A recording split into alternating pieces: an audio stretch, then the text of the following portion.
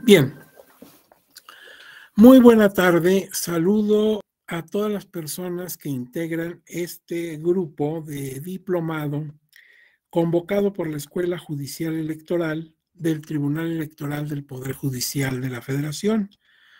Este diplomado es de justicia inclusiva y los saludo a cada cual con mucho afecto y admiración y les voy a explicar por qué.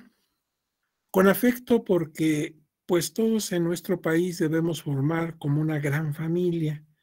Todos tenemos interés en que nuestro país progrese, consolide su democracia y alcance las mejores metas en beneficio de todos. Somos como una gran familia. Por eso los saludo con mucho afecto, como cuando te encuentras a algún familiar que no has visto en mucho tiempo. Pero por otro lado, con admiración, porque todas las personas aquí reunidas, pues son profesionistas que tienen una agenda de trabajo cotidiana muy amplia y llena de asuntos que requieren su atención en lo personal, en lo familiar, en lo laboral.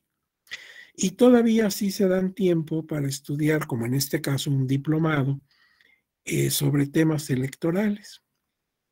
Eso habla de una autodisciplina, de un manejo excelente de su tiempo y de un deseo de superarse en todos los ámbitos. Por eso mi admiración y espero que concluyan su diplomado cuando sea el tiempo, con mucho éxito y que logren por ello que se les extiendan los documentos que los acrediten dentro de este diplomado.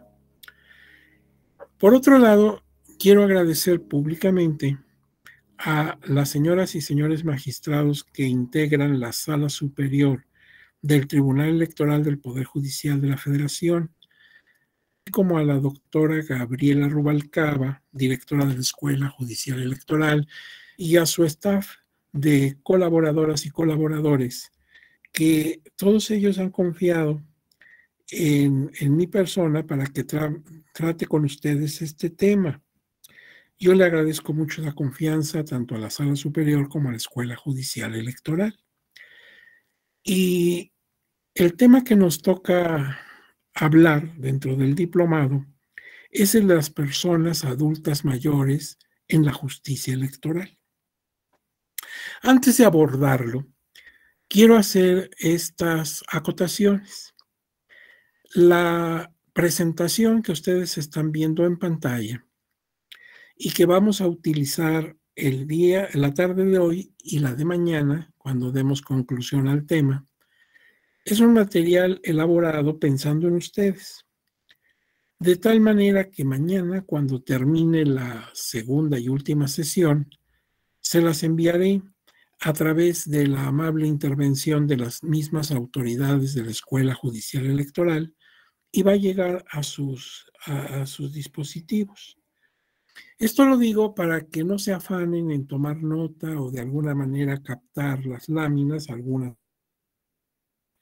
No hay necesidad que se distraigan en eso porque el material va a ser. Por otro lado, también quiero sugerirles que si hay preguntas en torno a lo que yo vaya exponiendo, o no solamente preguntas, sino también algún comentario que quieran hacer, alguna experiencia que vieron de cerca, etcétera, dejemos un tiempo al final de la sesión, que suele llamarse de preguntas y respuestas, para que pues ahí planteen sus preguntas y con mucho gusto, en la medida de mis posibilidades, atenderé a responderlas. O escucharemos con atención sus comentarios.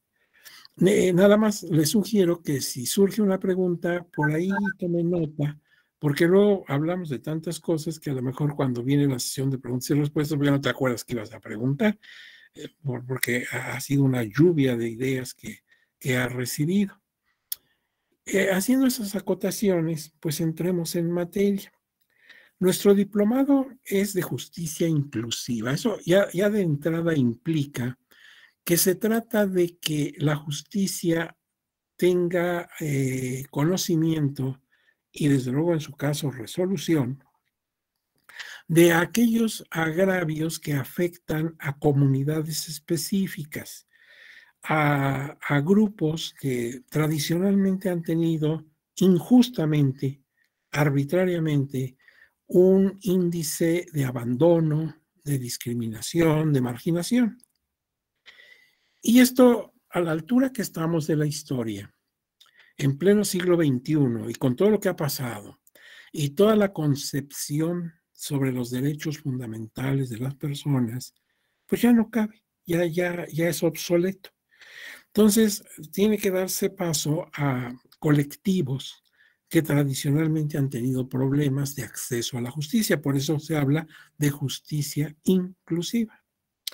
En el caso que nos ocupa, vamos a hablar de los adultos mayores y lo vamos a tratar de la siguiente manera. Primero, quiero plantear un objetivo general. ¿Qué es lo que queremos lograr con estas dos sesiones en la que vamos a hablar de las personas adultas mayores? Bueno, pues al finalizar el análisis que se plantea en estas dos intervenciones en el Diplomado de Justicia Inclusiva, las personas participantes, o sea, ustedes, contarán con la información adecuada, con una información amplia, para valorar la importancia de este tipo de función jurisdiccional en México, concretamente en lo referente a las personas adultas mayores, implementada en el Poder Judicial de la Federación y específicamente en el Tribunal Electoral del Poder Judicial de la Federación. Como vamos a verlo, en su momento nos vamos a ocupar de qué ha hecho en términos generales todo el Poder Judicial de la Federación, desde luego encabezado por su órgano supremo, que es la Suprema Corte de Justicia de la Nación, y luego qué en lo particular ha hecho el Tribunal Electoral como parte también integrante del Poder Judicial Federal, pero en el área específica de sus atribuciones, los derechos político-electorales de las personas, que eso es de su específica competencia. Bueno, pues vamos a ver qué ha hecho todo el poder en general, judicial de la Federación, y en lo particular, qué podemos decir del caso específico del tribunal en torno al asunto de los derechos de las personas adultas mayores. Entonces aquí les propongo un temario que vamos a desahogar entre esta sesión y la de mañana. Primero una introducción para que empecemos a hablar un mismo lenguaje, ¿sí? Para que sepamos de qué vamos a hablar. Y ya entrado en materia, daremos concepto de persona adulta mayor. ¿A quién y por qué le llamamos así? ¿Y de dónde proviene esta denominación? ¿Qué alcances tiene? Después haremos una reseña histórica general. En este sentido, este tema sí requiere mucha información histórica. En los temas jurídicos, en general, no del derecho electoral, sino en general, hay temas que requieren alguna mención histórica muy breve para comprender un poco la actualidad. Hay otros que ni siquiera esa mención, porque son fenómenos jurídicos muy contemporáneos. Entonces su historia es muy reducida y no tiene trascendencia.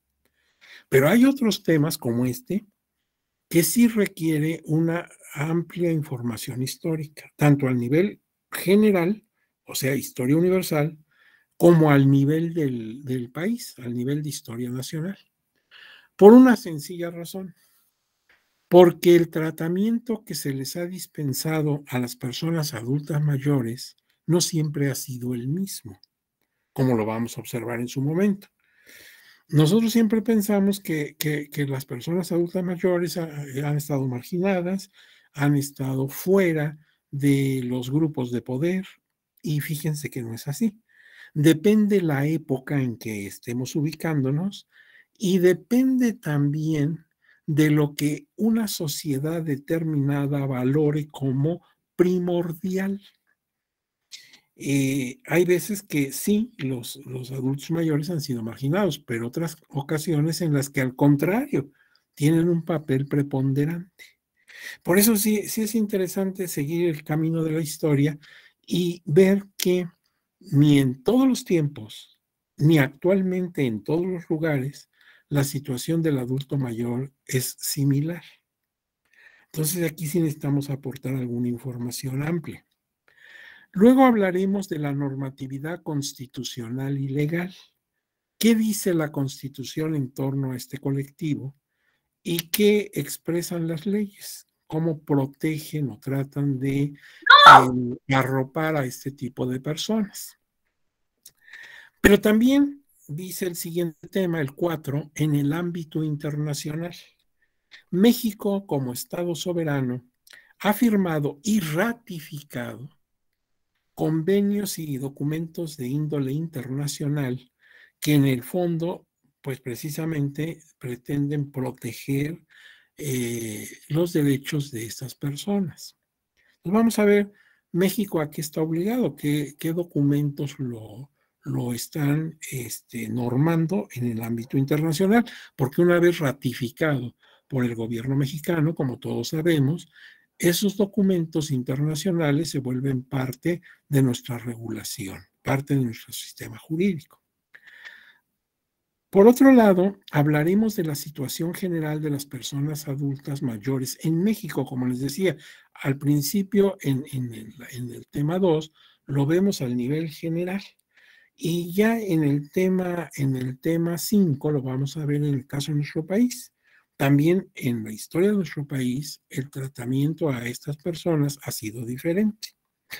Y luego vamos a ver en el ámbito del Poder Judicial, como les decía, en todo el poder y encabezado por la Suprema Corte, en todo el Poder Judicial de la Federación, qué medidas, qué jurisprudencia se ha emitido, qué criterios para apoyar a este colectivo.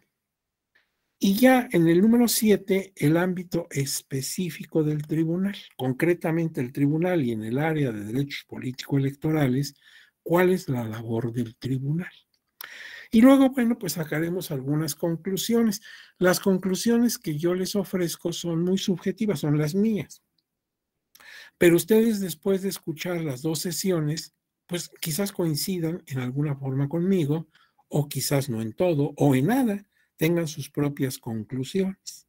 Las conclusiones pues derivan del criterio de cada quien y de las experiencias que cada quien tiene sobre un tema. Bien, ese es el temario que vamos a desahogar. Pues empecemos hablando de la introducción. Miren, aquí quiero hacer una consideración que es importante a la temática que estamos tratando. Cuando terminó la Segunda Guerra Mundial, en 1945, en agosto de 45 terminó la guerra que llamamos Segunda Guerra Mundial. Entonces, sucedió algo muy importante. Debido a la urgente necesidad de reconstruir el tejido social y político al nivel universal y de cada nación en lo particular, imagínense cómo quedó destruido el mundo después de la guerra. Nosotros a veces apreciamos fotografías y algunos videos, que ya lo sabía, de cómo quedó, por ejemplo, Europa destrozada. Y estamos hablando solamente de lo material. Sí, quedó en varillas. Berlín, y Tokio y muchos lugares de aquí y de allá. Pero, pues no solamente se destrozó físicamente a los países, sino también, pues, como dice aquí, el tejido social, las relaciones humanas. Y para colmo, nos fuimos dando cuenta con gran terror de todas las injusticias y arbitrariedades que se cometieron en la guerra, no solamente por razones de las mismas batallas y situaciones bélicas, sino, por ejemplo, en los campos de concentración, donde fueron verdaderamente víctimas de un genocidio muchos pueblos, la comunidad judía, la comunidad polaca y muchos otros pueblos que sufrieron esas agresiones brutales. Algo sabíamos en el tiempo de la guerra, corrían rumores, pero no había ninguna certeza. Pero como la guerra terminaron perdiéndola las dictaduras militares, pues salió a flote todo eso. La gente estaba simplemente, la opinión pública universal estaba horrorizada, no era posible que en pleno siglo XX ocurrieran semejantes actos de barbarie que se podrían quizás explicar en tiempos del medioevo. Entonces, pues surgió aquella idea de nunca más. Eso no puede volver a ocurrir. Somos seres humanos, no somos bestias salvajes. Entonces empezó a haber, pues, en distintos lugares y bajo el liderazgo de gente que tenía peso político y peso de opinión, empezó a surgir la idea de reivindicar los derechos que les fueron negados u obstaculizados a grandes sectores de la población. Y, por ejemplo, pueden citarse algunos ejemplos que a través de la historia, no nada más en la Guerra Mundial, pues tradicionalmente han sido marginados. Las mujeres, la niñez, los migrantes, los integrantes de pueblos y comunidades originarias, o sea, los indígenas, los adolescentes y las adolescentes y muchos otros grupos más. Y entre ellos, claro, pues las personas adultas mayores, que también pues han sufrido momentos de marginación. Entonces empezó la inquietud, hay que reivindicar a estas personas, a estos colectivos. No es posible que habiendo avanzado la civilización al grado que la tenemos, pues todavía existan estas injusticias. Esta no ha sido una lucha fácil.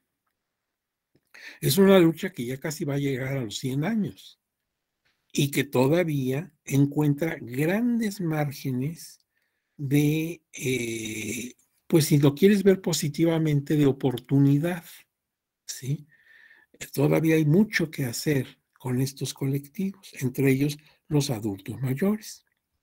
Entonces, estas personas, las personas adultas mayores, por su edad, suelen ser discriminados cuando no víctimas de diversos delitos que afectan su vida, su integridad física y mental, y sobre todo también su patrimonio, precisamente porque son vulnerables, pues están en grave riesgo.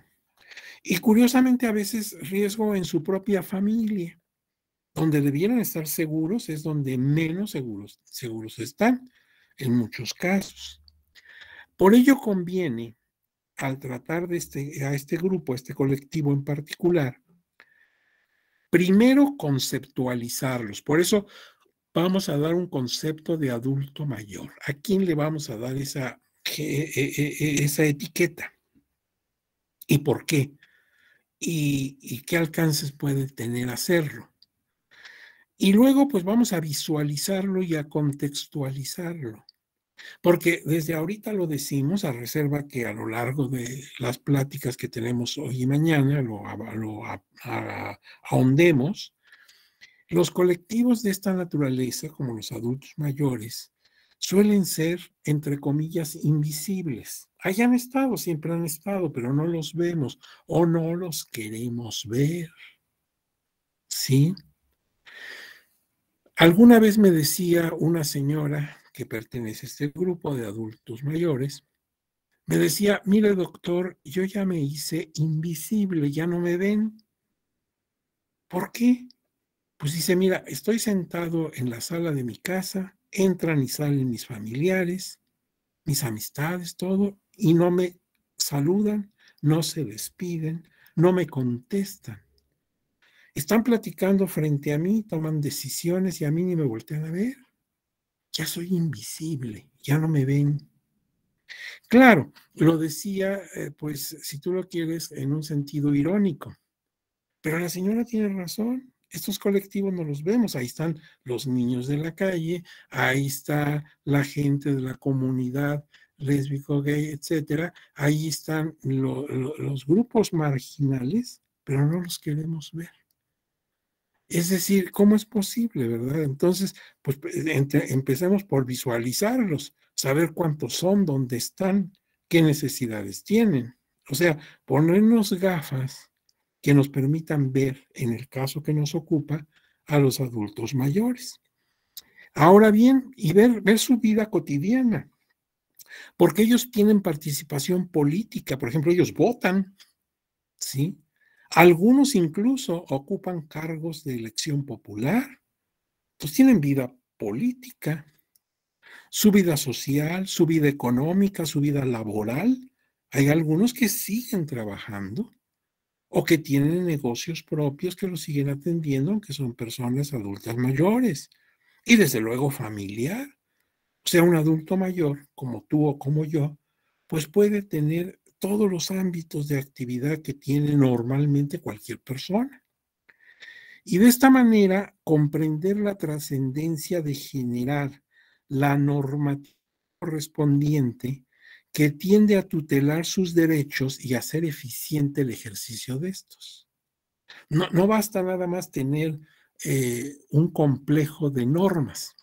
Con eso contamos, como lo vamos a ver. Tenemos la Constitución, tenemos las constituciones de los estados, tenemos las leyes reglamentarias, tanto federales como locales, tenemos tratados internacionales, tenemos jurisprudencia, tenemos, en fin, todo un edificio, toda una construcción de normas. Realmente estamos blindados respecto a de normas, pero las tales normas ya en la vida real no siempre se aplican.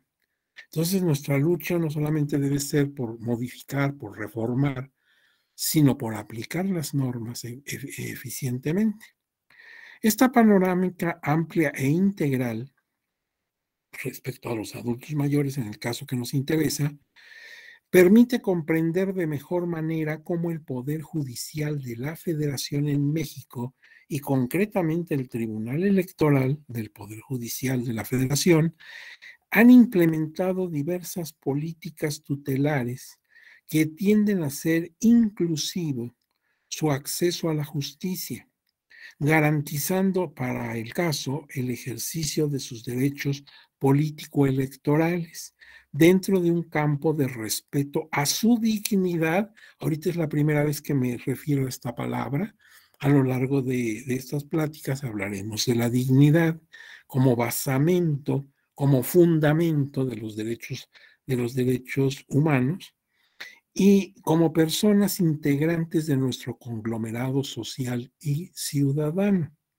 No se nos olvide, las personas adultas mayores forman parte de nuestro grupo ciudadano. Ellos son ciudadanos también y también participan y a veces de una manera muy importante en la vida política en este país o en cualquier otro. Bien, pasamos ahora a ver, ya dejamos la introducción atrás, ya vemos de qué vamos a hablar. Y entonces ahora vamos a ver esto de adulto mayor, persona adulta mayor. ¿De dónde viene? ¿Qué significa? ¿Por qué?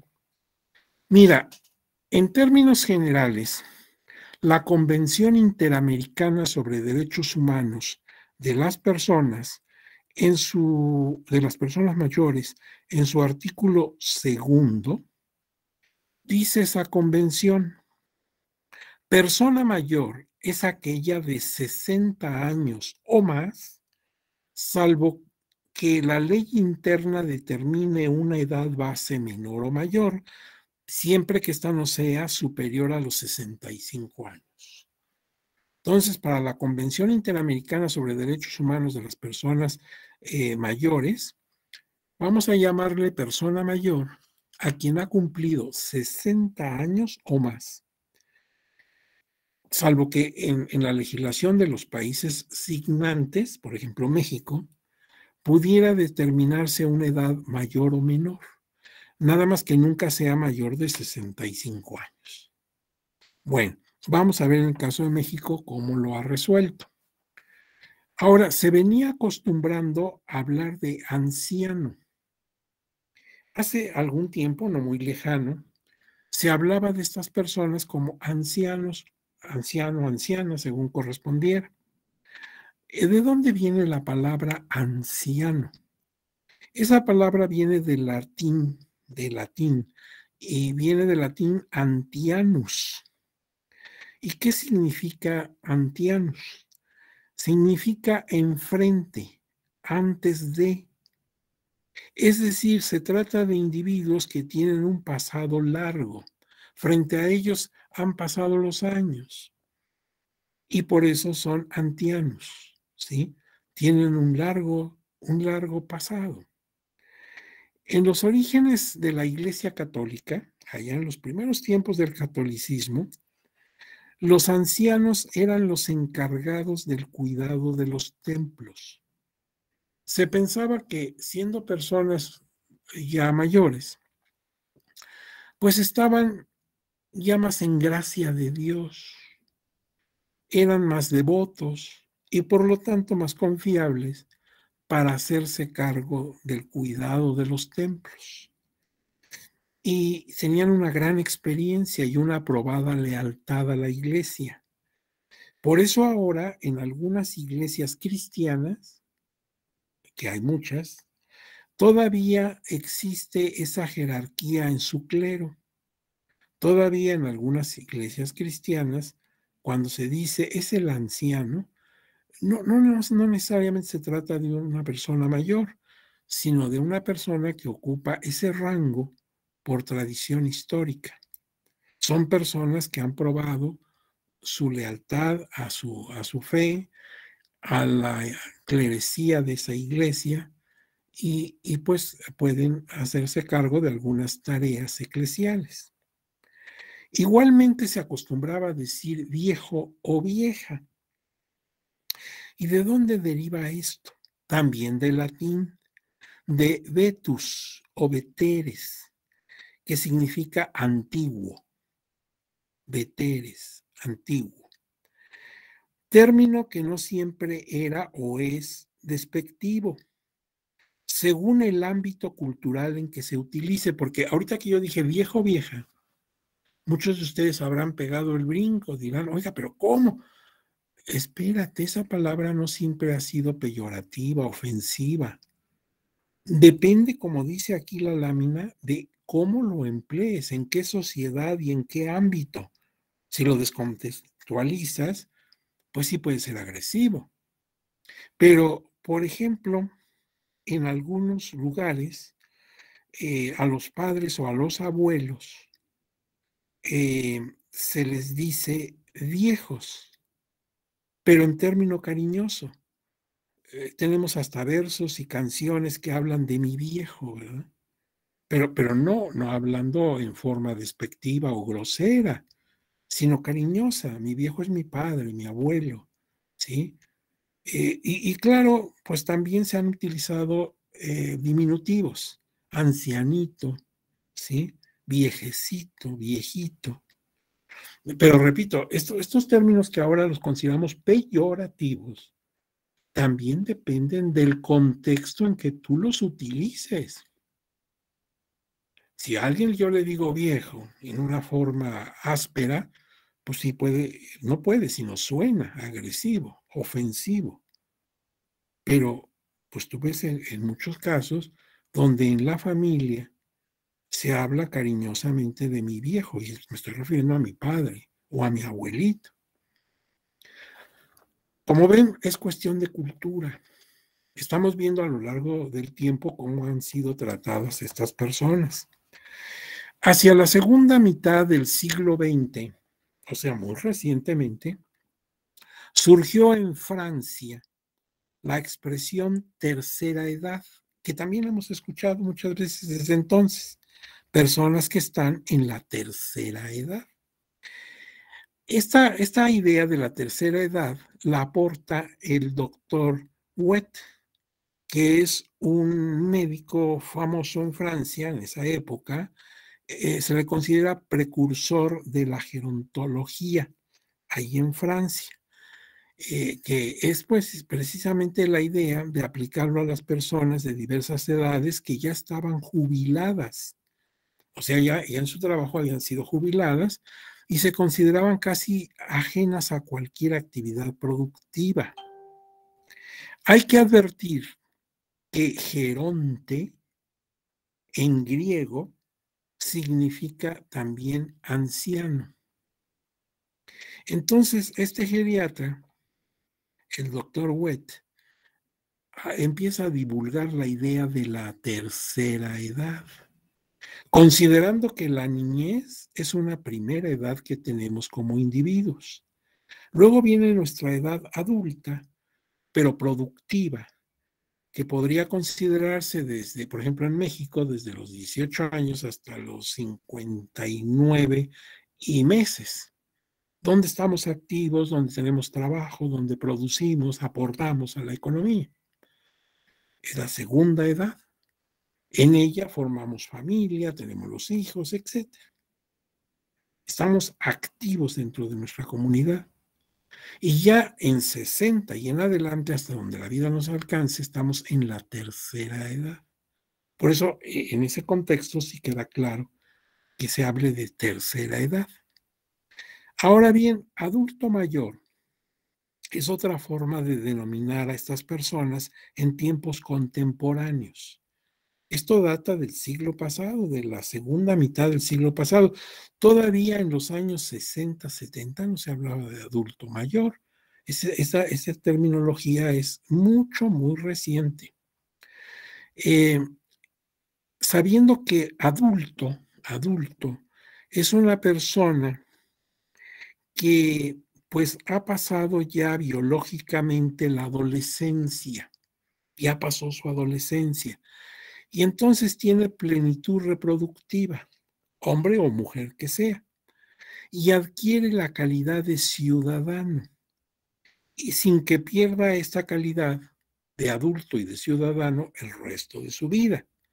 La categoría de adulto, por la que al agregarle el adjetivo mayor, fíjate lo que quiere decir mayor. Esa palabra también deriva del latín y significa magnus o grande, grandeza, ¿sí? Se puede distinguir entonces al adulto joven hasta los 59 meses y después al adulto mayor.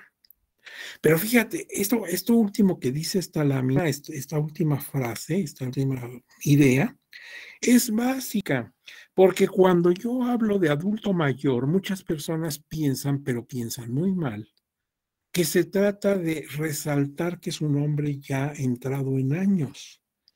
Y lo que se resalta es que es un hombre mayor en grandeza.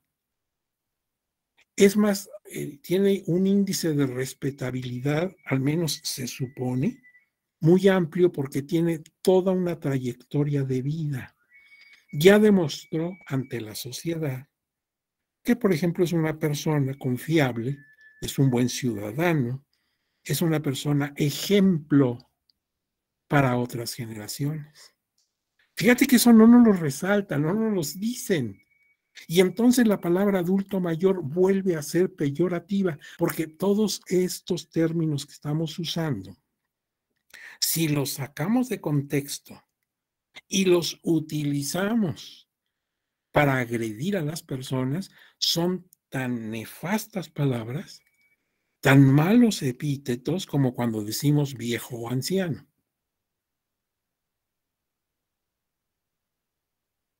Están ofendiéndote, ¿sí? Ya tienes muchísimos años, ya no sirves para nada, ya no estás en la vida económica activa, ya estorbas. Eres un adulto mayor. No, soy un adulto mayor, porque soy un adulto grande, pero grande no de años, sino grande de prestigio. ¿Te acuerdas que al gran conquistador Alejandro se le llamaba Alejandro Magno, Alejandro Grande, ¿sí?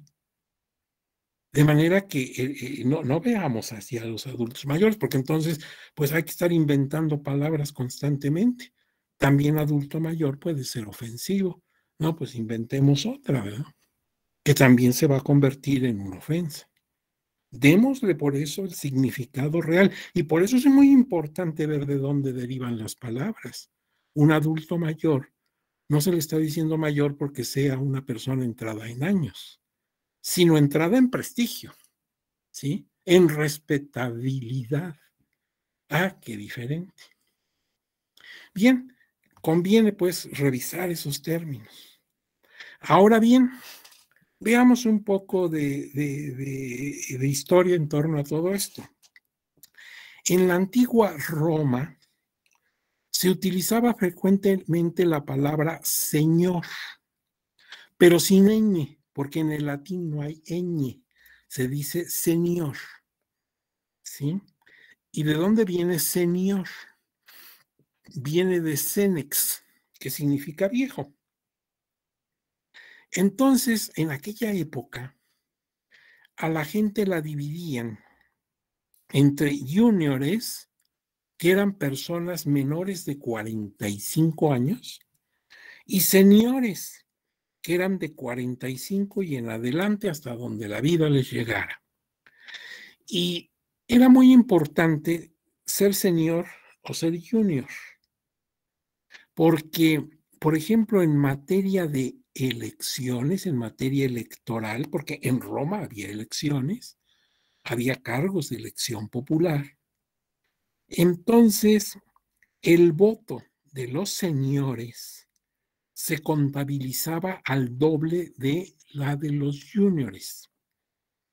Quiere decir que si en una votación un junior, una persona de 45 para abajo, tenía un voto, el senior se le contaban dos. ¿Y eso por qué? Porque era el que tenía experiencia. El que ya como había vivido tantos años, su voto era más razonado. Así pensaban los romanos.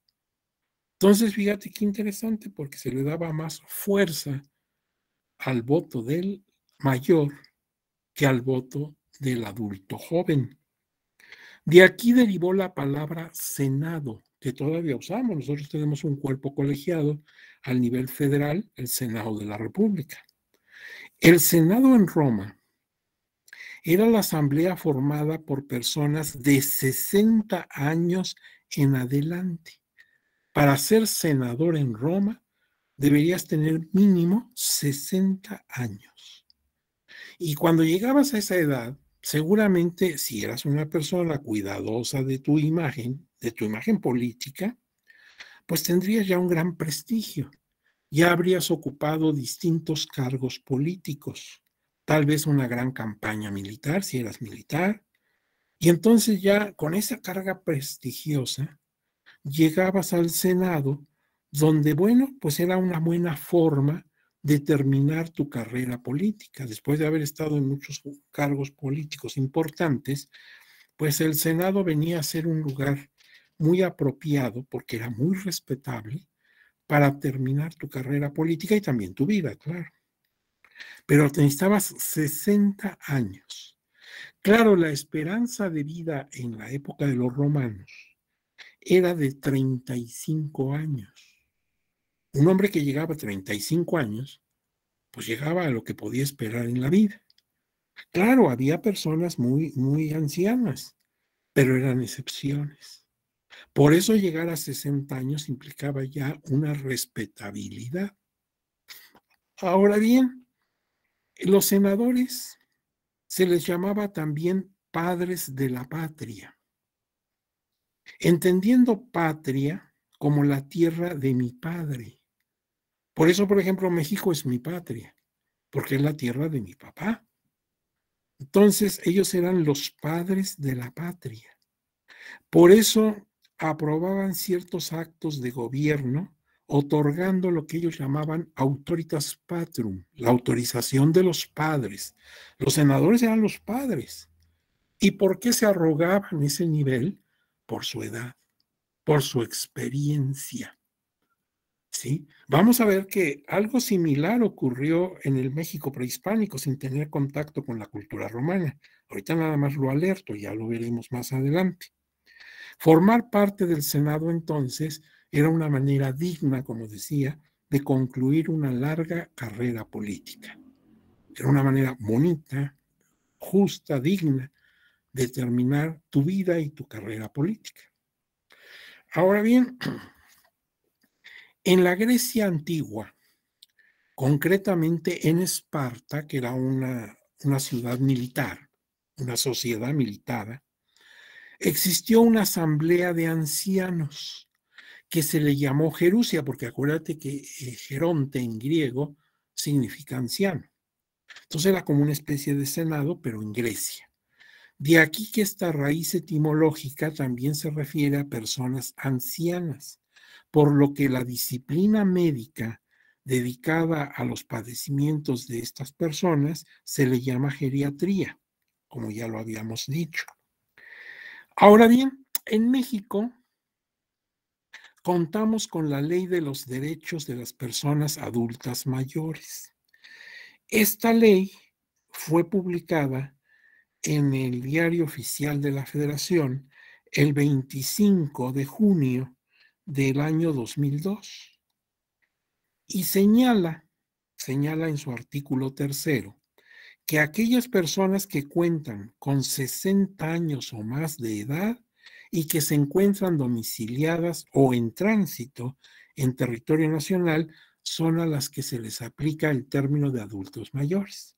¿Se acuerdan que hace un momento hablé de la Convención Interamericana para la Defensa de los Derechos de las Personas Adultas Mayores? Y ahí se decía, pues una persona de 60 o más, que no se pase de 65, según la legislación de cada país signante. Bueno, pues aquí en el caso de México y con esta ley, estamos estableciendo los 60 años. A los 60 años, una persona, por disposición de esta ley, ya puede ser considerado adulto mayor. Quiere decir que en ese sentido se ajusta perfectamente a lo que se refiere a la Convención Interamericana a la que hemos hecho alusión. No da una edad mayor ni menor, 60 años. Bien, vamos a hacer la reseña histórica que es interesante para ver cómo fue cambiando el estatus de estas personas y el tratamiento a ellas. No siempre fueron marginados. Fíjate, en la prehistoria, la esperanza de vida era de 15 años. Todas las personas que estamos en esta sesión, en este diplomado, seríamos venerables, ¿verdad? Ancianos en la edad de piedra, porque la esperanza de vida era de 15 años. Claro, había muchos peligros, era fácil morirse de cualquier enfermedad que ahora ni siquiera la sufres, porque la medicina pues tiene un avance que desde luego no tiene comparación con la prehistoria. En fin, era 15 años. Por eso, por ejemplo, una mujer a los 30 años era ya una abuela, era ya una persona que ya le quedaba la tumba de horizonte, ya se había acabado su vida activa. Hoy a los 30, a los 40 años, una mujer está en plena actividad, por ejemplo, en materia laboral, está ocupando cargos de alta dirección en el sector público, privado, es una persona que tiene el mundo abierto, pero no ocurría así en la prehistoria. Entonces, en esa época era necesario para sobrevivir en una economía de autoconsumo, o sea, cada sociedad producía lo que requería. Por esta razón, una persona que alcanzaba aproximadamente 30 años, los cuales ni siquiera podía contabilizar porque no había ni siquiera la noción de tiempo, de calendario, etcétera, era considerada como poseedora de gran sabiduría y de alguna manera dotada de naturaleza divina. Ser viejo en esa época era asombroso y como habías visto tantas cosas, tenías una enorme experiencia. Por eso tu palabra era importante. En las primitivas civilizaciones del viejo mundo, como las que estudiaste en la escuela secundaria preparatoria, me estoy refiriendo a Egipto, Mesopotamia, China, India, Israel, Fenicia, Persia, por mencionar algunas, la persona adulta mayor continuó disfrutando de un estatus elevado y era frecuente que los ancianos fueran dirigentes sociales y que hubiera consejos de ancianos para asesorar al monarca. En Egipto se enseñaba a los jóvenes que velaran por sus padres y abuelos como ellos lo hicieron cuando eran niños. En la educación de los egipcios le decían al niño y al joven, así como tu padre o tu madre te cargaron cuando eras un infante y gracias a ellos sobreviviste, ahora que ellos son ancianos te toca a ti llevarlos en tus brazos, cuidarlos, así como ellos te cuidaron cuando eras niño. Tener la paciencia que ellos te tuvieron porque no sabías comer por ti mismo, no sabías caminar, no sabías vestirte. Ahora tu padre, tu abuelo, ya no tienen facultades. Ahora tú tienes que ayudarle a comer, que vestirlo, que cuidarlo. Es tu deber de reciprocidad. Bien, quiere decir que en esas culturas ser una persona adulta mayor no era algo tan marginal, al contrario, consideraban pues un verdadero regalo de la vida tener tantos años. Pero, por ejemplo, en Grecia se comenzó a presentar un estatus más bajo de las personas ancianas, porque los griegos privilegiaban la belleza del cuerpo y su capacidad atlética. ¿Te acuerdas aquel lema de los pitagóricos, la mente sana en cuerpo sano? Entonces, si tú estás privilegiando la belleza física y la fuerza, la salud, ahí ya no pueden competir las personas adultas mayores. Entonces, se vio a la vejez como un mal necesario. A pesar de lo cual, como dijimos en Jerusalén, se dio este senado en Esparta, se dio la Jerusalén, que tenía 28 miembros y gozó de gran prestigio. Pero en general el estatus de las personas adultas mayores en Grecia fue bajo. ¿Por qué? Porque si estás privilegiando, si estás admirando, si lo que aplaudes, si lo que es, digamos, tu referente es la belleza y la salud física, pues ahí sí el anciano ya no puede competir. Entonces queda marginado. Entre los hebreos, al contrario, los ancianos tenían un papel relevante. De hecho, ellos formaron el primer gobierno trascendente de este pueblo, los patriarcas. En la Biblia precisamente vemos que los primeros gobernantes de este pueblo son los patriarcas, que para hacerlo, pues generalmente eran personas ancianas que habían formado familia numerosa. Es la historia de Abraham, de Isaac, etcétera, los patriarcas.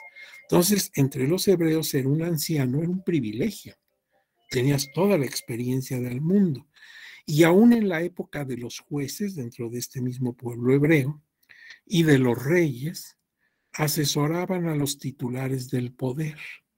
Recordemos a Samuel, el sacerdote y anciano, que era pues quien se atrevía a dar consejos al rey eh, eh, de los hebreos, sí, a Saúl. Entonces Saúl era el rey, pero cometía muchos errores y entonces Samuel, el anciano, el sacerdote, era quien de alguna manera lo iba centrando, por así decirlo. Ahora incluso los titulares del máximo tribunal, el tribunal incluso que juzgó a Jesús de Nazaret en su momento, el Sanedrín o Tribunal Supremo, la mayoría de sus integrantes eran sacerdotes ancianos. Ahora bien, en las antiguas culturas de Oriente, digamos que en China, etcétera, los ancianos y las ancianas disfrutaron de buen estatus por tenerlos por personas sabias. La ética imperante en estos pueblos implicaba el respeto absoluto hacia los padres y las personas mayores. En China ser anciano era un privilegio. Y no solamente para los varones, también para las mujeres. La abuela era pues tenida en respeto y no había quien se atreviera a rebatir sus indicaciones. Por eso, como yo te decía cuando empezamos esta charla, no siempre este colectivo ha estado marginado. Depende de cuándo hablemos y en qué contexto. En Roma ya se hizo mención al Senado, y durante la época de la República Romana, que va del 510 al año 27 a.C., o sea, hubo 500 años en que Roma se rigió por un gobierno republicano, las personas mayores disfrutaron de un buen nivel en el orden sociopolítico, lo que ya en el imperio cambió por el liderazgo que ejercieron los emperadores, a quienes se admiraba en gran medida por ser sus conquistadores y sus grandes hazañas materiales, actividad que ya no era propia de los ancianos. Entonces, en la misma Roma se sufrió una evolución. Si vemos en sus tres formas de gobierno que ellos conocieron, primero monarquía, primero tuvieron un rey, luego tuvieron una república y luego el imperio. En esas tres épocas, el tipo de trato al anciano fue diferente. En monarquía y en república gozaron de un amplísimo estatus. Disfrutaron realmente el ser ancianos. Y en el imperio ya no, porque en el imperio los romanos lo que admiraban era la guerra y las grandes construcciones, como el Coliseo, los acueductos, todo eso que se atribuían a los emperadores. Y en eso pues ya no puede competir el anciano, no son obras para un anciano. Entonces pues está la obra que yo les recomiendo cuando tengan ustedes tiempo, luego a veces tenemos algunos momentos vacíos, pues podemos consultar el libro que escribió Cicerón, uno de los grandes pensadores de la humanidad y claro de la cultura romana. Él escribió varias cosas, pero me estoy refiriendo al Tratado sobre la Vejez. Lo pueden conseguir en línea, lo pueden también tener en físico, Tratado sobre la Vejez. Y ahí puede considerarse este documento de Cicerón, que escribió hacia el año 44 a.C., como el primer tratado de gerontología y el impacto social tan importante que tienen los ancianos en una sociedad. Cicerón allí alaba la vejez, habla de las limitaciones que físicamente impone la vejez, pero también de las ventajas que tiene ser viejo. Claro, él está hablando de la época que le tocó vivir a él, el contexto social en que él se desempeñó. Bien, es una obra recomendable para el tema. Ahora, en el ejército romano, ese ejército que conquistó todo el mundo que entonces se conocía, toda Europa, Asia Menor y norte de África, en el ejército romano era absolutamente indispensable, necesario, retirarse al cumplir 60 años, aunque estuvieras en magníficas condiciones físicas y mentales. Claro, los soldados con su ejercicio, con su vida de disciplina, a los 60 años eran unos toros, estaban en plena capacidad física y mental. Sin embargo, a los 60 años terminaban su ejercicio militar y ya tenían derecho a conservar su soldada, o sea, su sueldo, diríamos hoy. Y por su antigüedad y méritos en campaña, se les llamaba meritorios. Fíjate qué diferencia, porque ahora un meritorio lo entendemos como una persona que no tiene ingresos, sino que está tal vez aprendiendo o cosas así. No, en Roma, meritorio era que tenía méritos. Era el hombre que tenía 60 años, se retiraba del ejército, con su sueldo, le seguían pagando su sueldo, su soldada, de ahí viene la palabra sueldo, y ya podía descansar, escribir sus memorias, si tenía oportunidad, pues hacerse senador, ya no tenía por qué apurarse por la vida con qué iba a sobrevivir. Y muchos de ellos pues se retiraban a lugares de descanso, a ciudades tranquilas.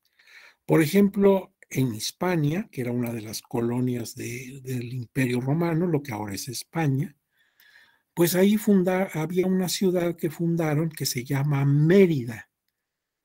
como la capital de nuestro querido Yucatán, como la ciudad estudiantil o universitaria que existe en Venezuela, Mérida. Pero ¿de dónde viene Mérida? De que ahí vivían los meritorios, o sea, la gente retirada. Hoy diríamos por los pensionados, los jubilados serían los que vivirían ahí. Ya habían hecho todas sus hazañas, ya tenían una currícula militar impactante y ya podían dedicarse a descansar, a disfrutar con sus familiares y amigos, escribir sus memorias, lo que quisieran, ya no tenían problema económico. Ahora bien, en el advenimiento del cristianismo y durante la Edad Media, ya el estatus de los adultos mayores se vino abajo, debido a que en la época, la Edad Media, exigía fuerza para servir o en la milicia o en las labores del campo, con algunas excepciones. Efectivamente, cuando pensamos en la Edad Media, debemos recordar que para las personas que vivieron ese tiempo allá en Europa, debió haber sido muy pesado. Necesitaba ser una persona muy fuerte, me refiero a los varones, muy, muy fuerte, porque simplemente ve las armaduras que usaban en aquella época. Pesan muchísimo y con todo y eso iban a pelear. Hoy que hemos perdido mucha de esa capacidad física, si nos enfundamos en una de esas armaduras no podríamos ni caminar. Ellos con esas armaduras peleaban, eran verdaderos gigantes. Y el campo, tan rústico como lo sembraban y cultivaban y cosechaban, pues también exigía ahí también de mujeres con una gran calidad o condición física. Pues una labor pesadísima. Entonces ahí sí participaban las mujeres. Y bueno, pues ahí ya el anciano realmente no tiene cabida. ¿En dónde va a caber ahí en la guerra? Y era muy difícil. Hubo algunas excepciones.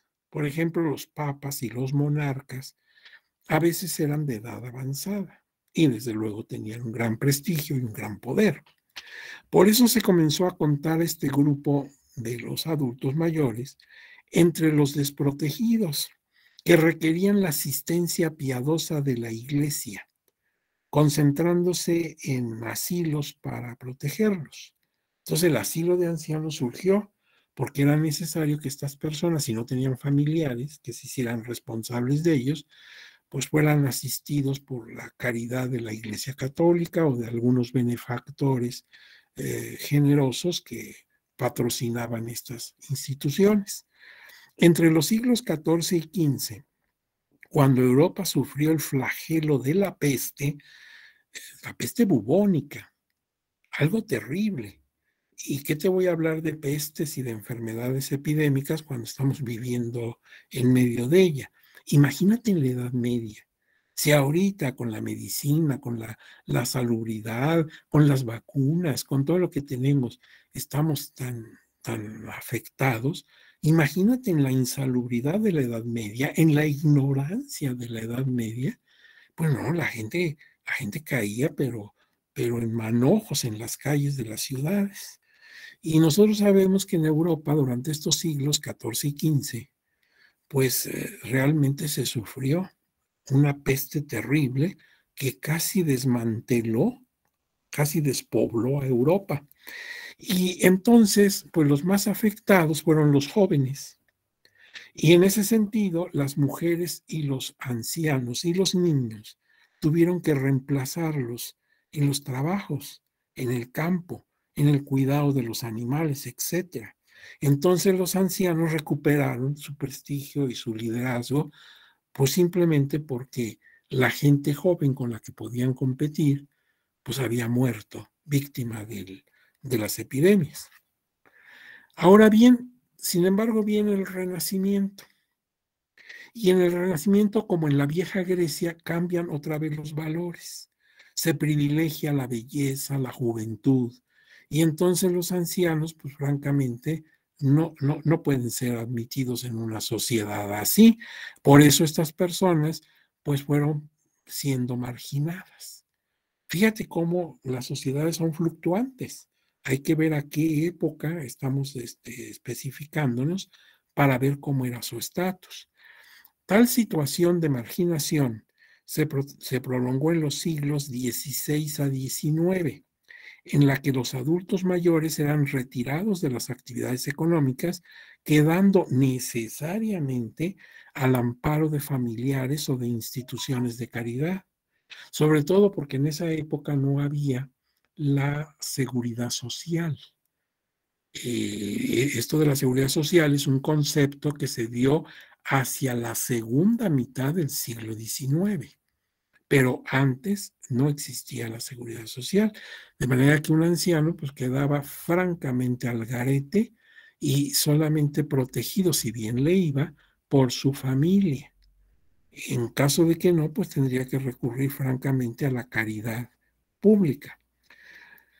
Cuando surge contemporáneamente el concepto de la seguridad social, se habla ya de una responsabilidad del gobierno que se ve reflejada en la creación de un sistema de jubilación, por un lado, de pensiones, y esto se ha incrementado con la actual concepción de los derechos humanos, porque pues ya no era posible que al terminar tus días laborables, al terminar tu actividad económica, quedaras completamente marginado. Entonces, en Alemania, en el siglo XIX, comienza a gestarse la idea de la seguridad social. Y luego esto cundió hacia los Estados Unidos y finalmente al mundo entero. Y entonces ya en el concepto de seguridad social, pues ya se previene las pensiones, los ahorros para el retiro y todo este tipo de cosas, además de programas de asistencia social, pues ya hay un compromiso del Estado frente a las personas adultas mayores. Ahora bien, a lo largo de la historia se han dado casos insólitos, ya nada más para terminar comentando cosas muy curiosas. A ver ustedes cómo lo observan esto. Mira, entre los aspectos increíbles que podemos decir respecto a los adultos mayores a lo largo de la historia, recordemos que entre los esquimales se aplicaba el abandono del anciano. Cuando éste ya no era productivo, pues entonces en un trineo le ponían comida, cobijas, y la familia lo acompañaba así como una despedida familiar y lo llevaban al lugar de la intemperie donde en pocos días quedaría muerto, pero ese era su destino, así se había hecho con otras personas antes que él. Si ya no sirve, pues te vamos a abandonar. También en el caso de los chukis de Siberia, también tenían estas costumbres de abandonar al anciano. Esto es insólito. Tú no podrías hoy pues llevarte a un familiar anciano allá a un lugar gélido y dejarlo abandonado. Esto constituiría un delito y muy grave. Y por ejemplo, los chinos, que tanto respetaban a los ancianos, acostumbraban a cuando una persona ya era muy mayor, obsequiarle toda la familia, se cooperaban y le obsequiaban su ataúd para que él en vida viera cómo iba a ser su ataúd. Y él se sentía orgulloso porque se había adquirido con el esfuerzo de toda la familia, todos los hijos, nietos, etcétera, habían contribuido. Yo creo que pues todo tiene que estar en contexto, porque si yo hoy le regalo a un anciano un ataúd, pues excepto, no sé qué me diría, ¿verdad? Pero en China era un halago, ya me compraron mi ataúd, ya tengo mi ataúd para cuando yo me muera. Por otra parte, desde la antigüedad se habla de la dignidad. Volvemos a tocar esta palabra, la dignidad.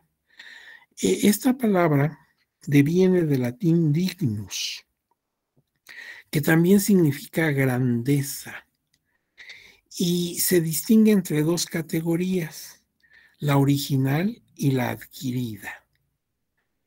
Mira, desde los tiempos de la vieja Roma y después a través de los pensamientos de los grandes eruditos de la Iglesia Católica, tanto de la patrística como de la escolástica, y después ya en el tiempo del racionalismo y del humanismo, que fueron contemporáneos del Renacimiento y posteriores a este, los diversos filósofos han hablado de la dignidad del hombre como especie. La dignidad es una calidad propia del ser humano, inherente al ser humano, que lo distingue de cualquier otro ser vivo, en virtud de dos cosas. La primera, de su racionalidad. Mediante su raciocinio y su racionalidad consecuente, el ser humano, hombre o mujer, son conscientes de su realidad y de la realidad de los demás. Esa es una virtud que tienen los seres humanos. Pero la otra, su albedrío, su capacidad de decisión, de seleccionar entre A, B y C. Entonces, esa capacidad de albedrío y esa capacidad de entender su realidad y la de los demás, de ser consciente de eso, le hace tener dignidad, grandeza. Y eso es propio de los seres humanos. Y es la base de la Declaración Universal de los Derechos Humanos. Así lo refiere en su preámbulo esa Declaración Universal que emitió la Organización de Naciones Unidas en 1948. La base sobre la que sustentamos toda la teoría de los derechos humanos es el concepto de dignidad. Es como el cimiento, como las varillas que sostienen todo el edificio de los derechos humanos. Y hay dos tipos de dignidad. Una que es de origen, de nacimiento, innata. Por eso cuando nace una criatura, un ser humano, ya lo tenemos que tratar de una manera diferente, no es un mueble, ¿sí? Ya tiene dignidad, a pesar de que a lo mejor todavía ni siquiera le hemos designado un nombre. Esa la tiene el ser humano por ser eso, ser humano. Y la otra es la de la dignidad adquirida, derivada, de honor. A lo largo de tu vida vas formando un precedente, te van conociendo y en consecuencia vas haciendo sólida tu presencia ante los demás. Pero eso ya lo adquiriste tú, o yo, o ella, o aquella. Es el prestigio que nos logramos a través de nuestros actos.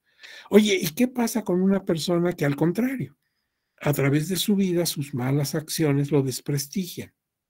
Bueno, conserva, sin embargo, su dignidad de origen. La de derivación no la tiene porque es mala, es en contra de ella, pero tiene la de origen.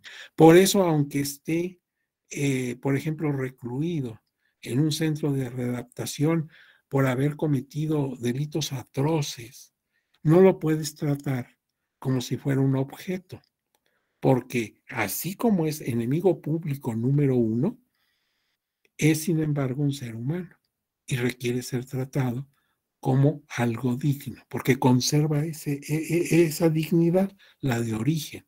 La otra no le sirve, al contrario, lo desprestigia. Bueno, pues este concepto de la dignidad que surgió desde la vieja Roma, hoy sirve para estructurar toda la filosofía referente a los derechos fundamentales de las personas. Y este ha sido un recorrido así como muy panorámico, como en vuelo de helicóptero, sobre la historia, pero con el propósito de que veamos que dependiendo de los valores culturales de una sociedad es el tratamiento que le damos a las personas adultas mayores, que es lo que nos ocupa ahorita.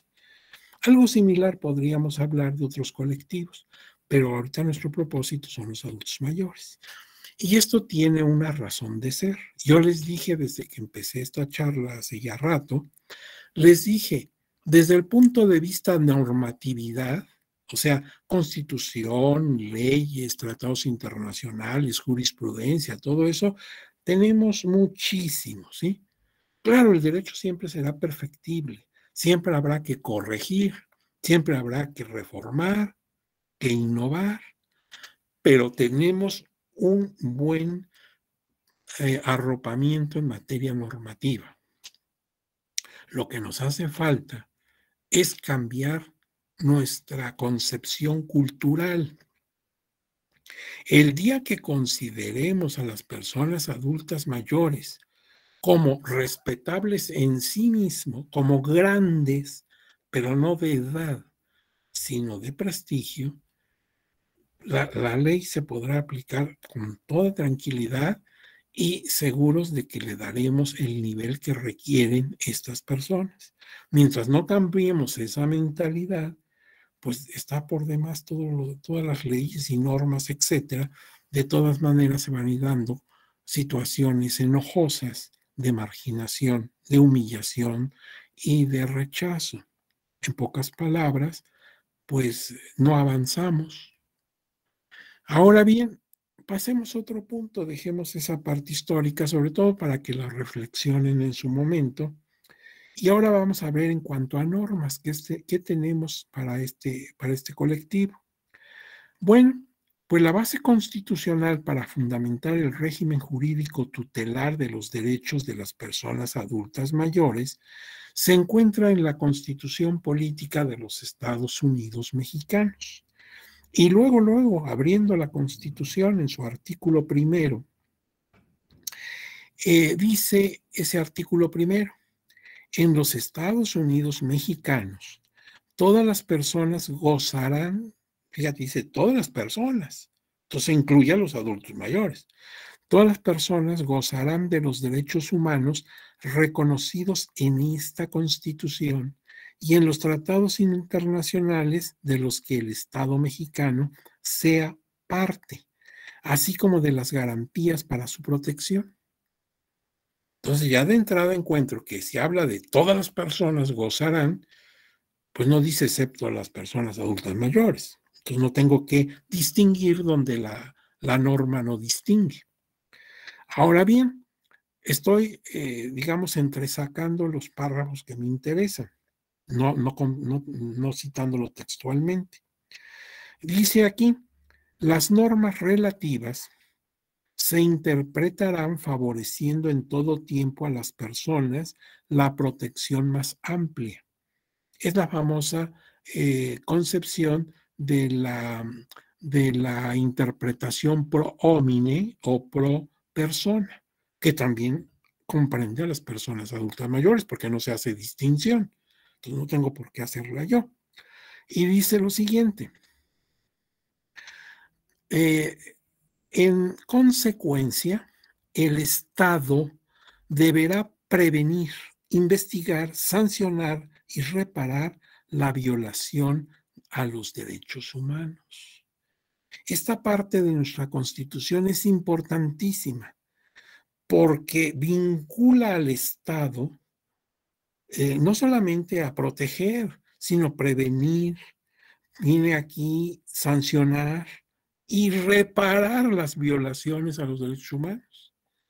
Porque como todo derecho, debe tener un titular que lo disfrute, pero debe tener un responsable de asegurar su ejercicio.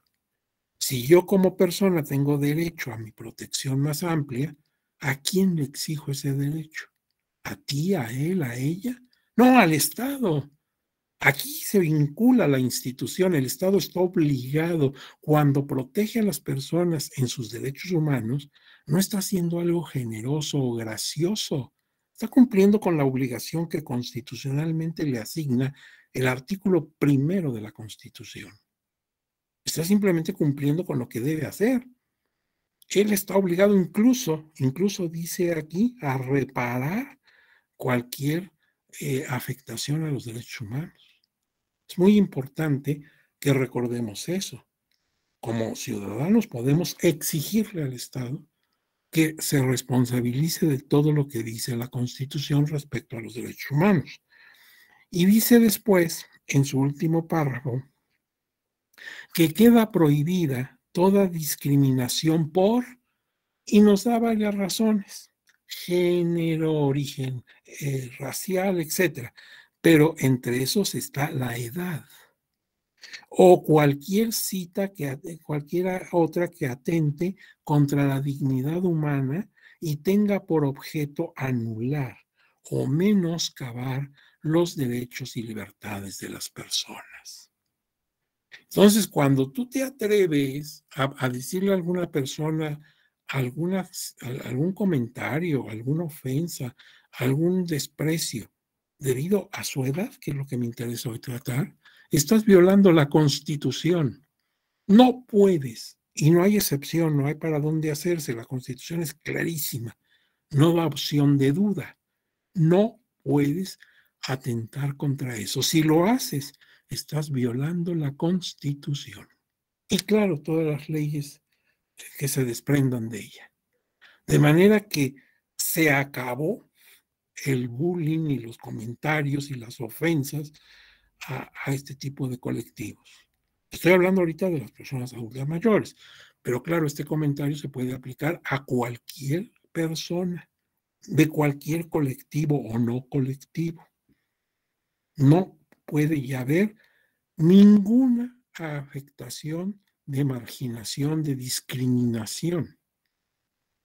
Por eso te digo que no lo hemos entendido, porque desde la escuela elemental, con niños que todavía no, ni siquiera alcanzan todavía a darse cuenta de su realidad, hay discriminación, hay ofensa al que tiene alguna limitación física, a la persona que es mayor y a otros colectivos. Desde niño empieza el bullying famoso. Eso se debe acabar y eso no tiene que estar en la norma. En la norma ya está. Lo que debe estar es en la conciencia de todos, independientemente que nuestra familia haga o no bullying. Esta es una lucha de todos y de todas. Todos somos responsables de lo que ocurre. Entonces hay que pensarlo mucho, porque si nos atenemos nada más a lo que dice la ley, pues es muy fácil, ahí léele, pues ahí está. La ley es un documento público que puedes encontrar en línea, cualquier persona puede acceder. Pero ¿qué dice la realidad? ¿No? ¿Qué dice la norma? Bien, entonces la Constitución, que es nuestra Carta Suprema, nuestra normatividad máxima, desde su artículo primero nos está enseñando el camino. Ahora bien, en esa ley de los derechos de las personas adultas mayores, que es de observancia general en los Estados Unidos mexicanos, dice que su aplicación y seguimiento corresponde al Ejecutivo Federal a través de las Secretarías de Estado y demás dependencias de la Administración Pública, las entidades federativas, los municipios, los órganos desconcentrados y paraestatales, las familias de las personas adultas mayores, los ciudadanos y la sociedad civil organizada y el Instituto Nacional de las Personas Adultas Mayores. Si tú lees esto, estamos obligados todos. Y mucha gente no lo sabe. Porque aquí dice muy claro, dice, fíjate, están obligadas el Ejecutivo Federal, pero a través de las secretarías de Estado, dependencias de la administración, eso me queda claro, es cosa del gobierno. Pero luego dice que también lo están las familias de las personas adultas mayores. Y yo me pregunto y les pregunto a ustedes así, aquí entre nos, si una persona tiene en su familia un adulto mayor, sea hombre o mujer, la abuela, el abuelo, o el padre, o la madre, o la tía, ¿se ha preguntado alguna vez que tiene obligación frente a esta ley de los derechos de las personas adultas mayores? Porque si yo veo el título, digo, pues es una ley que protege a las personas adultas mayores. Qué bonito, qué bueno que haya esa ley. Sí, nada más que esa ley me obliga a mí. Si tengo en mi familia una persona en esas condiciones. Entonces, bien haría en leerla, siquiera leerla, para saber a qué me estoy obligando. Porque muchas veces no tenemos ni idea. Te apuesto que puedes preguntarle a quien tú quieras que tenga en su casa un adulto mayor Y te va a decir, no, pues yo esa ley no la conozco, nunca la he leído. Oh, pues entonces, ¿cómo vas a cumplir con tus obligaciones? Entonces, pues hay que tener cuidado, porque dice aquí también que están obligados los ciudadanos y consecuentemente las ciudadanas también. Entonces, aunque no tengas una persona mayor en tu casa, si tienes la calidad de ciudadano, ¿sí? Pues, ¿qué crees? También estás obligado al cumplimiento de esa ley. Entonces, lo bueno sería consultar la ley y ver qué dice, para que no vaya a ser que por desconocimiento, que no es una razón para violentar la ley, pero por desconocimiento cayera yo en una infracción a esa ley. Se crea con esta ley el Instituto Nacional de las Personas Adultas Mayores como un organismo público descentralizado con personalidad jurídica, patrimonio propio y autonomía técnica de gestión. Esto está en el artículo 24 de la tal ley. Además, en cada entidad se ha replicado ese tipo de leyes respecto de personas adultas mayores. Por ejemplo, en el estado de Nuevo León, en nuestro querido estado de Nuevo León, existe la ley de instituciones asistenciales públicas y privadas para las personas adultas mayores. Y así en cada entidad puedes encontrar réplicas de esta ley general para las personas mayores. Existen también agencias especializadas para la atención de personas adultas mayores al nivel federal y local, enfocadas a los asuntos penales, así como procuradurías de la defensa del adulto mayor para apoyar a estas personas en situación de riesgo y desamparo, a través de la defensa de sus derechos de diferente índole y su posible reintegración al seno familiar. Hay personas que son arrojadas de su familia. Bueno, pues vamos a ver si pueden regresar a ella después de toda la labor de estas instituciones. También hay una ley federal para prevenir y eliminar la discriminación, donde se habla no solamente de los adultos mayores, sino de otros grupos que han sido marginales. Y existe la norma oficial mexicana NOM-31SA-A3-2012, que es la norma para establecimientos de asistencia pública o privada para proteger a personas adultas mayores. Ahora bien, esto es el ámbito que tenemos al nivel de normatividad interna. Pero ahora vamos a ver documentos que México ha firmado en el ámbito internacional y que al ratificarlos el Senado se convierten en parte de nuestro sistema normativo.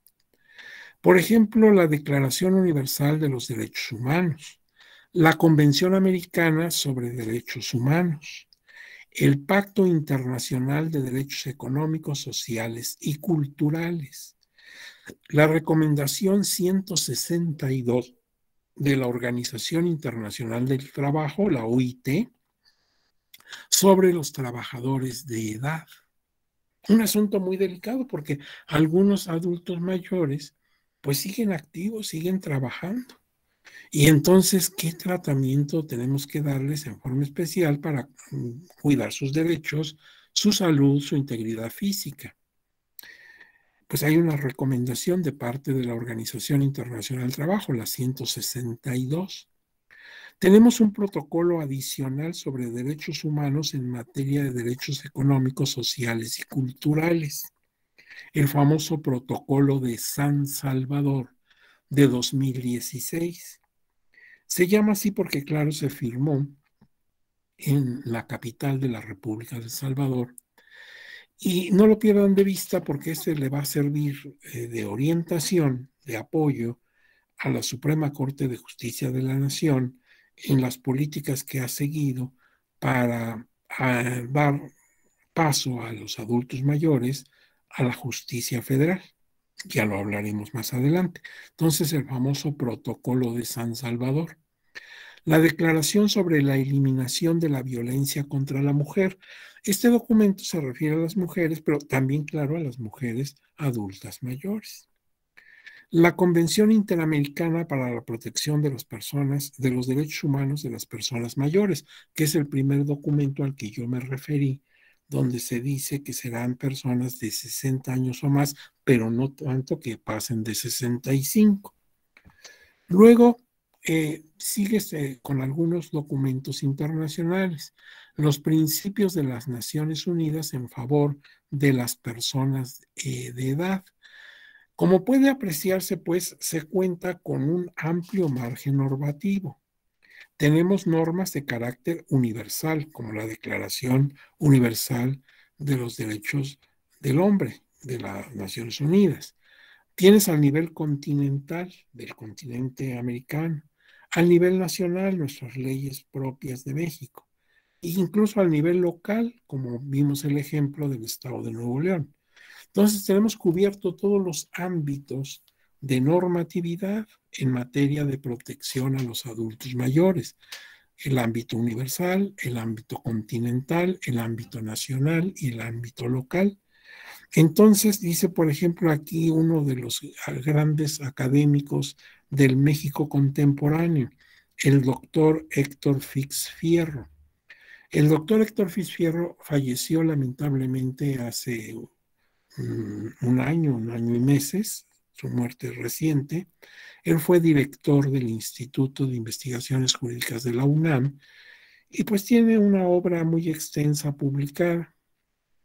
El doctor Fierro afirma que entonces los derechos a votar y a ser votado y asociación política, se está refiriendo a las personas adultas mayores, quedan tutelados por todos estos instrumentos normativos y es responsabilidad del Estado, como dijimos hace un rato, velar por su eficacia. Entonces, en esta lámina que estamos apreciando, nos damos cuenta que estamos blindados en materia de normatividad a todos los niveles: universal, continental, nacional y local. Lo que hace falta es velar por la exacta aplicación de estas normas para que tengan su eficacia que requiere. Eso es el comentario del fallecido doctor Héctor Fix Fierro.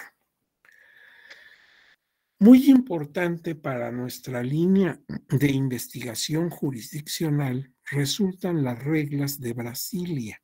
Así como tenemos el protocolo de San Salvador, tenemos también las reglas de Brasilia sobre el acceso a la justicia de las personas en condición de vulnerabilidad, entre las que están los adultos mayores. Este documento de Brasilia, las reglas de Brasilia, surgieron de la 14 Cumbre Judicial Iberoamericana que se celebró precisamente en la capital de Brasil entre el 4 y el 6 de marzo de 2008. Y define a las personas en situación de vulnerabilidad, las que por razón de su edad, que es el caso que tratamos, o bien su género, estado físico, mental, o por circunstancias sociales, económicas, étnicas y o culturales, encuentran especiales dificultades para ejercitar con plenitud ante el sistema de justicia los derechos reconocidos por el ordenamiento jurídico. El envejecimiento también puede constituir una causa de vulnerabilidad cuando la persona adulta mayor encuentra dificultades especiales atendiendo a sus capacidades funcionales para ejercer sus derechos ante el sistema de justicia.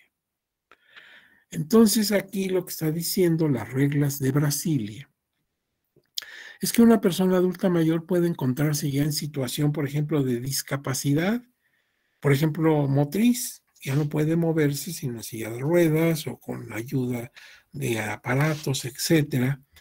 Y pues esto le dificulta acceder a la justicia. ¿Y por qué se lo dificulta? Porque requiere de alguien que la traslade, que la lleve. No puede ella por sí misma llegarse físicamente al lugar. Entonces hay que tomar en cuenta todo eso. Por eso cuando veamos el asunto de la Corte, lo vamos a ver mañana, cómo ha orientado sus políticas la Corte y también el tribunal, pues han tomado en cuenta las reglas de Brasilia y las reglas del Pacto de San Salvador, porque estos están abocados específicamente al ámbito de la justicia en general. Por eso dijimos que estas reglas de Brasilia ocurrieron o se dieron a conocer en la 14 Cumbre Judicial Iberoamericana. Se reunieron jueces que representaban tribunales del continente en marzo de 2008 y ahí postularon estas reglas, viendo el problema del acceso a la justicia. Bueno, ¿cómo podemos hacer que esto sea fácil para estas personas? Ahora bien, situación general de las personas adultas mayores en México. Pero este tema prefiero tocarlo porque es muy amplio, prefiero tocarlo mañana.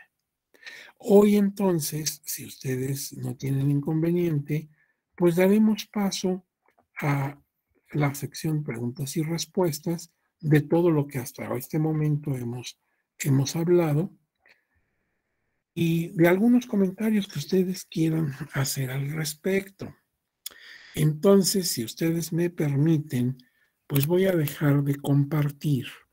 Voy a dejar de compartir y vamos a dar paso a las preguntas que ustedes quieran formular o comentarios. Te digo, a veces no es una pregunta, es un comentario.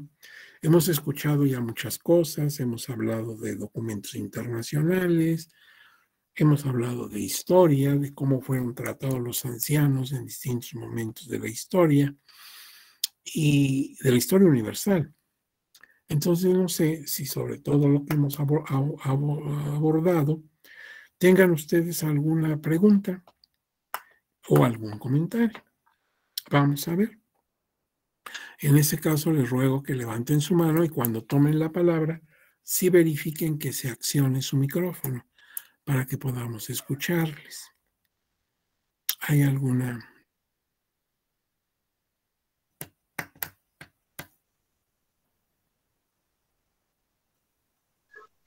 Doctor, muy buenas tardes. Le saluda Carlos Oropesa. Muy bien, don Carlos, lo escucho y le agradezco su intervención. Muchas gracias, doctor. Saludos, compañeras y compañeros. Pues muy interesante esta parte de los adultos mayores, que en otros módulos hemos visto también si desde su punto de vista los adultos mayores requerirían de una acción afirmativa. Y lo pregunto por el tema de la vulnerabilidad. ¿Por qué? Porque, bueno, efectivamente hay ciclos en la historia del mundo donde se reconoce la sapiencia del adulto mayor y su experiencia aquilatada en las decisiones de gobierno, como también los ciclos donde se ha privilegiado a gente más joven y con menos experiencia. Y al final, el mundo que hoy nos toca vivir, principios del siglo XXI, vemos de los dos ejemplos, doctor, vemos gobiernos que están encabezados por personas con mucha experiencia y también vemos gobiernos, como el caso ahora muy reciente de Chile, por personas jóvenes o el caso de El Salvador, precisamente. Desde su punto de vista, ¿usted considera que el adulto mayor, dada nuestro contexto, requiera de acciones afirmativas para hacer valer todos sus derechos, doctor? Es cuanto, muchas gracias. Gracias, don Carlos, le agradezco mucho su intervención. Mire, he sido en el sentido de que sería bueno tener cuotas afirmativas, acciones afirmativas. ¿Por qué? Porque pues no siempre se tiene la oportunidad de integrar cuerpos colegiados, por ejemplo, congresos. Yo he preguntado esto y le he preguntado a consejeros del Instituto Nacional Electoral. Se los he preguntado tanto en conferencias que ellos han ofrecido en distintos foros, como en lo personal. Y lo que he recibido de respuestas en el sentido de que, pues mire usted, es que, por ejemplo, en el Congreso de la Unión, diputados y senadores, tenemos tantas personas que son adultos mayores, sin necesidad de establecer una acción afirmativa. Bueno, aquí sería cuestión de hacer una investigación, si en todos los congresos, también locales, podríamos afirmar lo mismo. Tenemos 32 congresos locales. Y yo considero que sí sería conveniente partidario de este asunto, así como los demás colectivos tienen sus acciones afirmativas, pues también las personas adultas mayores debieran tenerlas. Sí, la respuesta que yo he recibido. Quizá en la materia, porque como bien dicen los consejeros, después de todo, las personas adultas mayores acceden a los cargos sin necesidad de acción afirmativa. Pues habría que estudiar. Yo considero que ahí sería cuestión de hacer un estudio muy, muy puntual. Pero en principio sí soy partidario de que lo tengan. Porque, como le decía, las personas adultas mayores son ciudadanos y ciudadanas como los jóvenes y participan y votan. ¿Se acuerdan ustedes cuando se hizo acción para ver si el Reino Unido permanecía o no en la comunidad económica europea? Y la decisión final, si el balance, según los especialistas y sus estadísticas y encuestas y todo lo que ellos trabajan, pues la decisión de los adultos mayores, más que de los jóvenes. Es decir, ellos son los que inclinaron la balanza a la salida del Reino Unido. Así que no es para que menospreciemos la participación de estas personas.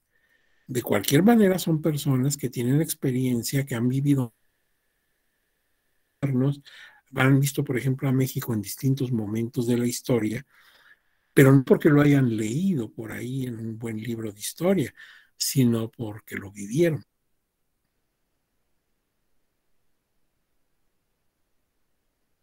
Entonces tienen, pues, precisamente esa posibilidad de participar de manera muy activa. Entonces yo, para responderle a don Carlos, me gustaría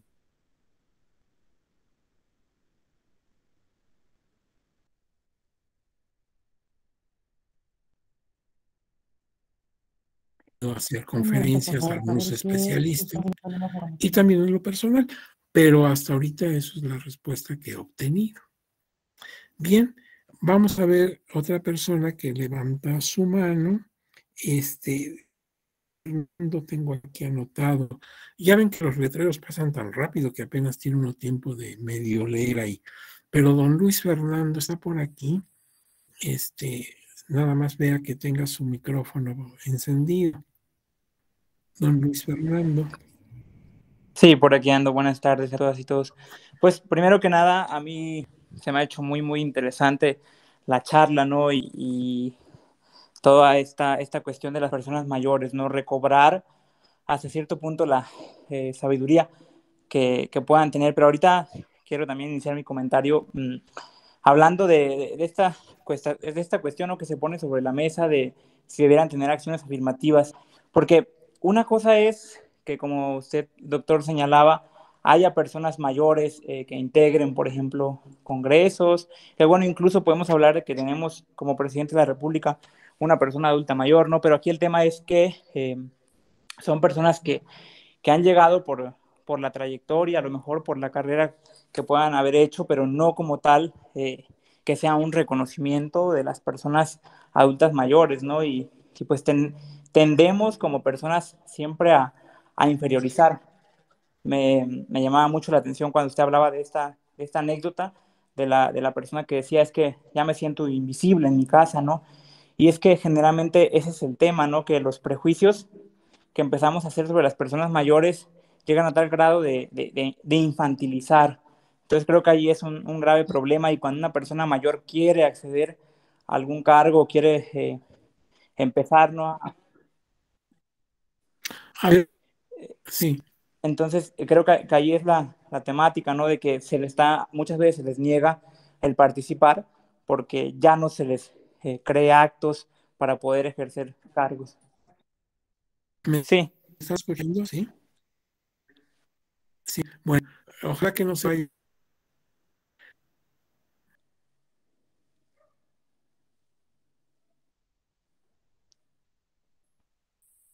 Un momento, por favor. Parece que tenemos un problema con la conexión.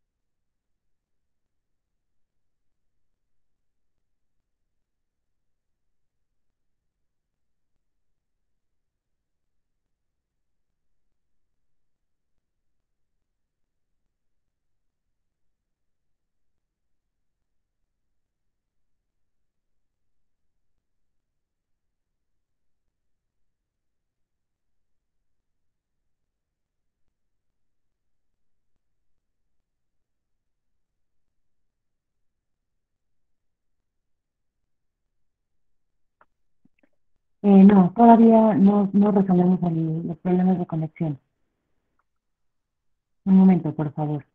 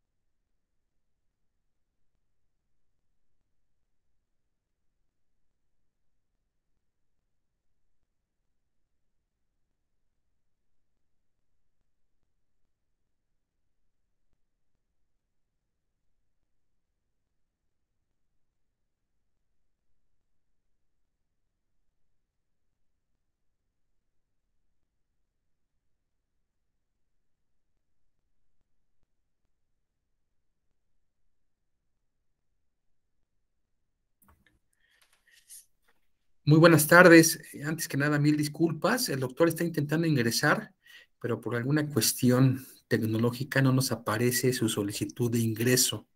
Entonces, unos segunditos, por favor. Sabemos que ya estamos a punto de concluir la actividad. Sin embargo, el doctor quiere ingresar. Denos unos minutos, por favor. Bueno,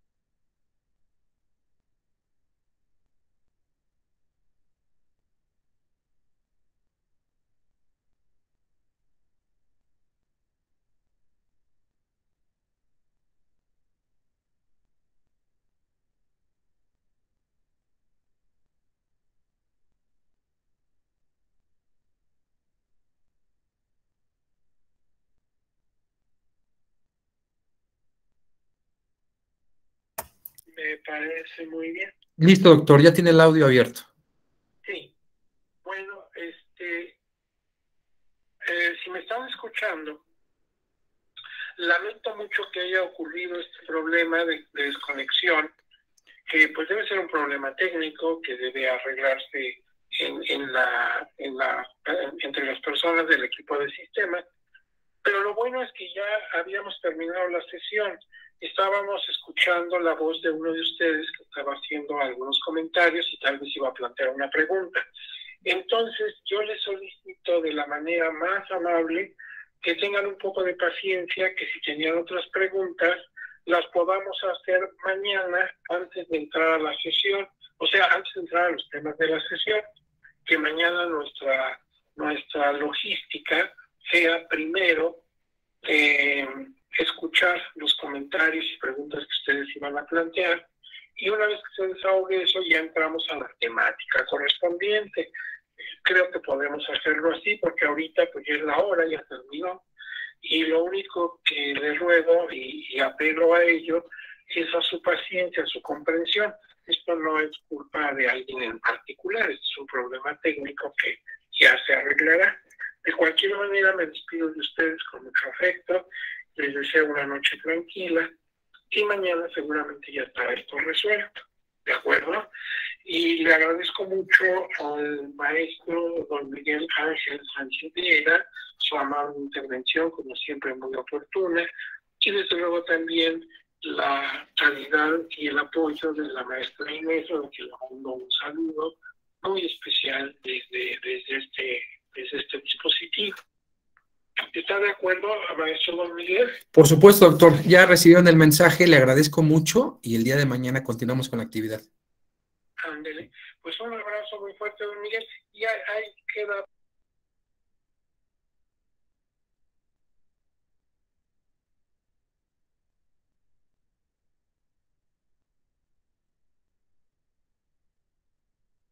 Apagó el micrófono.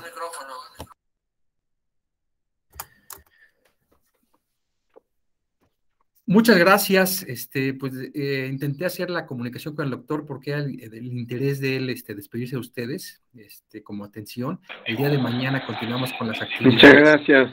Y les agradezco hasta mañana, la paciencia, doctor, ¿no? compañeros. Que estén muy bien, hasta mañana. Gracias, buenas noches a todas. Buenas noches. Gracias, gracias. Hasta mañana. Gracias, buenas tardes. Gracias, buenas noches.